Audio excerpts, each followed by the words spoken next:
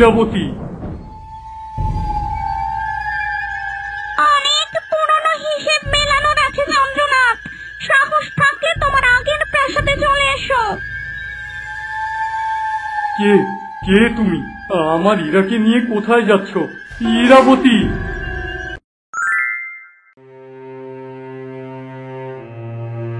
রানী তরুণতা, আপনি আমার গল্প শুনতে চেয়েছিলেন না? ওই যে দেখুন, ওই রক্তের দাগে লেগে রয়েছে আমার গল্প।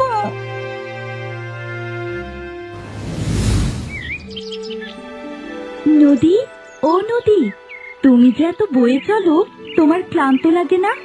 আমার তো কাজই বয়ে চলা। তবে কি জানো, শুধু তোমার কাছে আসলে আমার আর বয়ে যেতে ইচ্ছে করে না। তাই নাকি? কেন বলো তো?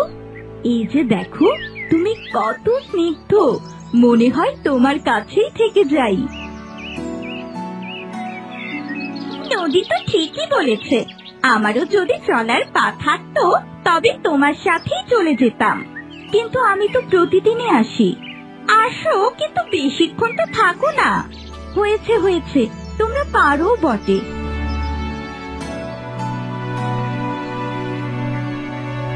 কি স্নিগ্ধ সুন্দর হাসি! এমন পবিত্রতা আগে কোনো মেয়ের মাঝে দেখিনি আমি। আমি একেই বিয়ে করব, আজই বাবাকে বলবো এ কথা। এসো এসো পুত্র, কেমন হলো তোমার শিকার যাত্রা? শিকারের কথা পরে হবে বাবা, এর থেকেও গুরুত্বপূর্ণ কথা বলার আছে আমার। আমারও যে তোমার সাথে একটা অতি গুরুত্বপূর্ণ কথা আছে। ঠিক আছে বাবা, তবে আগে আপনারটাই বলুন। রাজা তিলকনাথের সংবাদ প্রহরী এসেছে রাজ্যে, তোমার বিবাহের প্রস্তাব নিয়ে। আমার বিবাহের প্রস্তুতি মানে? রাজা তিলকনাথের বড্ড ইচ্ছে তার কন্যার সাথে তোমার বিবাহ দেবেন। আমারও যে সে রাজ্যের সাথে সন্ধি করার ইচ্ছে অনেক দিন থেকেই। কিন্তু বাবা, আমাকে জিজ্ঞেস না করে আপনি কেন মত দিলেন? এমনটা বলছো কেন তুমি? বাবা, এই বিয়ে আমি করতে পারবো না। আজ শিকারে গিয়ে বনের মধ্যে এক কন্যাকে দেখেছি আমি, ওকে দেখেই মনস্থির করেছি যে ওকেই আমি বিয়ে করব। অসম্ভব, এক বনবাসী কন্যা কখনোই আমার পুত্রবধূ হতে পারে না। কেন পারে না বাবা? আমি যা বলেছি তাই হবে। রাজা তিলকনাথের মেয়ের সাথেই তোমার বিয়ে হবে, তুমি প্রস্তুত হও।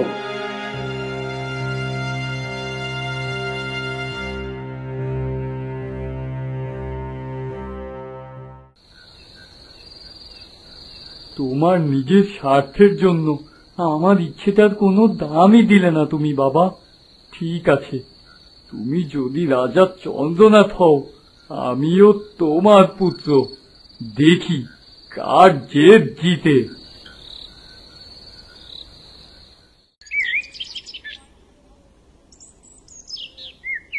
কতক্ষণ হয়ে গেল দাঁড়িয়ে আছি, আজ কি সে আসবে না? ওই তো মেয়েটা।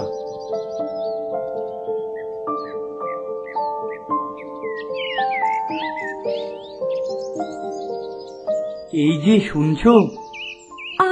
আমাকে বলছেন? হ্যাঁ। কে আপনি? আমি এই রাজ্যের একমাত্র রাজকুমার নিশাত। আগে তো কখনো দেখিনি আপনাকে। আপনি কি বিশেষ কোনো প্রয়োজনে এসেছেন?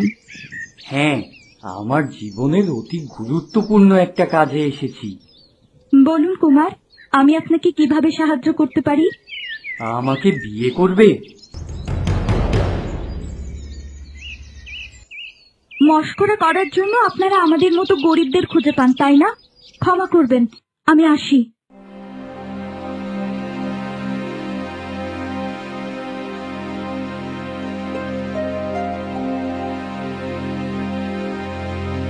দাঁড়াও, রাগ করো না। কেন রাগ করবো না বলুন তো? আমি জানি না তুমি কে, কিন্তু গতকাল ওই নদীর ধারে তোমায় এক নজর দেখেই আমি পাগল হয়ে গেছি। আমি তোমায় বিয়ে করতে চাই। আপনি রাজকুমার আর আমি এক সাধারণ কাঠুরের মেয়ে। এ কখনোই হয় না। কেন হয় না? আমরা দুজনেই তো মানুষ। কিন্তু আমাদের জাতের অনেক পার্থক্য, এই সম্পর্ক কখনোই রাজামশাই মানবেন না। তুমি আমার স্ত্রী হবে, অন্য কারো কথায় কি যায় আসে? আপনি চলে যান কুমার। আমি তোমাকে বিয়ে না করে ফিরবো না। আমার জীবনটা নষ্ট করবেন না এভাবে, কেউ আমাকে মেনে নেবে না। আমি আমি তোমার পাশে থাকবো সারা জীবন।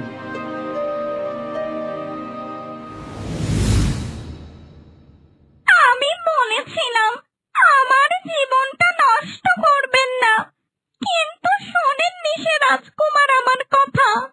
তোমাদের বিয়ে হয়ে গিয়েছিল? হ্যাঁ, কুমারে নাছোড়বান্দা ছিল, আমার বিয়ে না করে আর কোনো উপায় ছিল না। তবে সে তো তোমায় অনেক ভালোবেসেছিল। কিসের ভালোবাসা? সারা জীবন পাশে থাকবে বলেও যে ছেড়ে দেয়, তার আবার কিসের ভালোবাসা? আমার বাবা আপনাকে ছেড়ে দিয়েছিল? হ্যাঁ, শুধু ছেড়েই দেয়নি, বরং রাজা চন্দ্রনাথকে দিয়ে আমার মৃত্যুর ব্যবস্থাও করিয়েছিল। এসব আমি কি দেখছি কুমার? আমি আমার পছন্দের কন্যাকে বিয়ে করেছি বাবা। আমি চাই আপনি আমাদের মেনে নিন। বিয়ে যখন করেই ফেলেছ, তখন তো আর কিছুই করার নেই। এসো মা, তোমায় স্বাগতম এই প্রাসাদে। রানী, পুত্রবধূকে বরণের ব্যবস্থা করো। জি আজ্ঞে মহারাজ, এসো মা।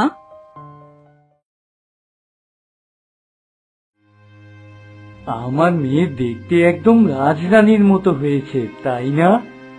হ্যাঁ কুমার, আমি সত্যি অনেক ভাগ্যবতী। কখনোই ভাবিনি এত সহজে সব মিটে যাবে, আমি সুখে সংসার করব। বাবা, আপনি কেন কষ্ট করে এলেন? আমাকে ডাকলে তো আমিই চলে যেতাম। অসুবিধে কি? আমার নাতনিটাকে একটু দেখে গেলাম। আসুন বাবা, এখানে বসুন। না গো মা, এখন বসবো না। নিশাদ, রাজ্যের উত্তর দিকে কিসের যেন একটা ঝামেলা হয়েছে। তোমাকে সেখানে যেতে হবে প্রজাদের রক্ষার্থে। ঠিক আছে বাবা, আমি এক্ষুনি যাচ্ছি।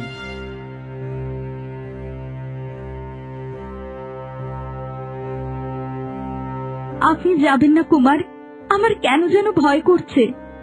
প্রজাদের বিপদে যে আমায় যেতেই হবে। তবে আমাকেও নিয়ে চলুন। আজ একটা বছর হয়ে গেল আমি আপনাকে ছাড়া এক প্রহরও কোথাও থাকিনি। না গো, তা হয় না। এখন আমার মেয়ে আছে, তুমি আমার সাথে গেলে ওর কি হবে?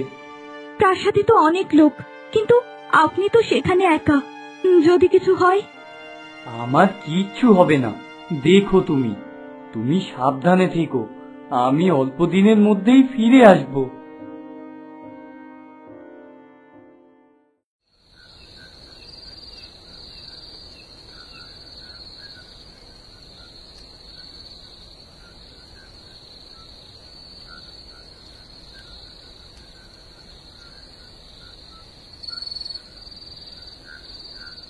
বাবা, আপনি হঠাৎ এ সময় এখানে, কিছু হয়েছে? এখনো হয়নি, তবে এখন হবে। তার মানে? এই বাচ্চাটাকে নিয়ে নে আগে।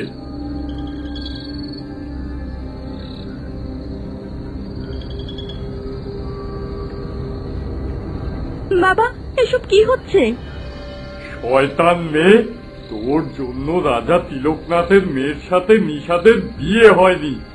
তুই যত নষ্টের মূল, আজ তোকে শেষ করব আমি। কি বলছেন বাবা? আপনি তো আমায় কত ভালোবাসতেন। এসব ছিল নাটক। এই একটা বছর আমি অপেক্ষা করেছি শুধু এই দিনের জন্য। আর এখন নিশাদও তোকে চায় না, তাই তোকে ফেলে রেখেও চলে গেছে। না বাবা, আমি আমার মেয়েকে নিয়ে দূরে কোথাও চলে যাব। ওকে মারবেন না বাবা। না, তোদের কোনো অস্তিত্বই রাখবো না আমি।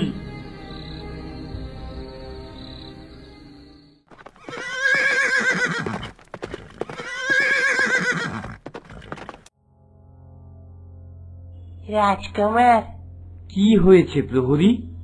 তোমার রাজ্যের উত্তর দিকে সমস্যা মিটে গেছে। আপনি নির্বিঘ্নে প্রাসাদে ফিরতে পারেন। বাহ, এ তো ভারী সুসংবাদ। ঠিক আছে, তুমি যাও।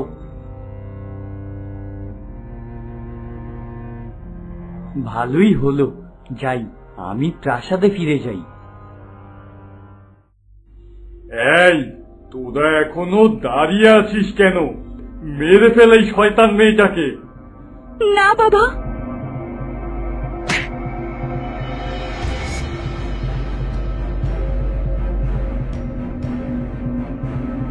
কি রে, মরে গেছে নাকি? না মহারাজ, তবে আরেকটা বাড়ি দিলেই কেল্লা ফোটে। দেরি করছিস কেন? তাড়াতাড়ি কর।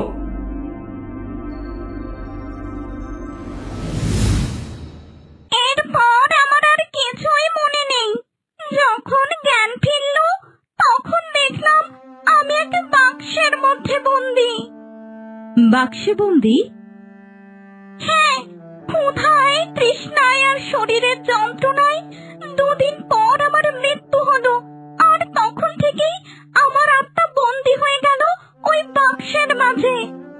তাহলে এই কারণেই সেই বাক্সটা খোলার সাথে সাথে তুমি বেরিয়ে এসেছিলে? হ্যাঁ, তোর বাবা দাদুর জন্য আমার আর আমার মেয়ের জীবন শেষ হয়েছে। তোদের আমি ছাড়বো না। যা দোষ করার সব করেছে ইরাবতীর বাবা আর দাদু, ওর তো কোনো দোষ নেই। রানীমা, আপনি এই অন্যায়ের বিচার করুন, নয়তো আমি নিজেকে শেষ করে দেব। ইরাবতী, সে তো তোমার বাবা। অন্যায় অন্যায় হয় রাজকুমার, সেখানে সম্পর্কের কোনো স্থান নেই। ঠিক আছে, আমিও এই আত্মার প্রতি সুবিচার করব। ওর সাথে যে অন্যায় হয়েছে তা কখনোই আমি মেনে নেব না। রানীমা, আপনি দেবেন আমায় সুবিচার? হ্যাঁ, অবশ্যই দেব।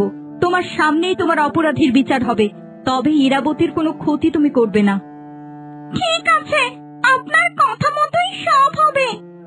এখন তবে আমাদের রাজা চন্দ্রনাথের রাজ্যে দিয়ে এসো। অরুণ, তুমি শীতলগড়ে ফিরে যাও, রাজা চন্দ্রনাথকে নিয়ে এসো তার রাজ্যে। ঠিক আছে মা।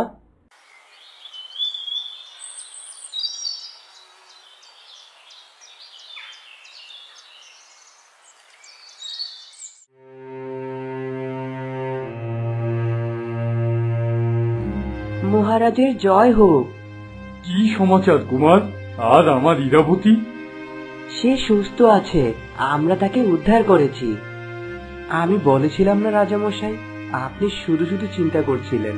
তা তোমার মা কোথায় অরুণ?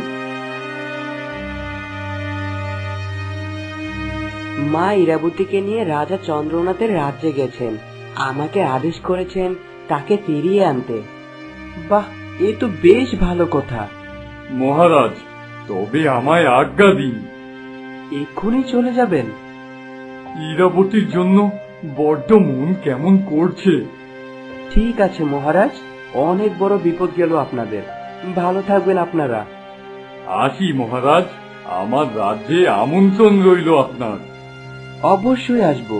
অরুণ, রাজামশাইকে পৌঁছে দিয়ে শীঘ্রই তোমার মাকে নিয়ে ফিরে আসবে। ঠিক আছে বাবা, আসি।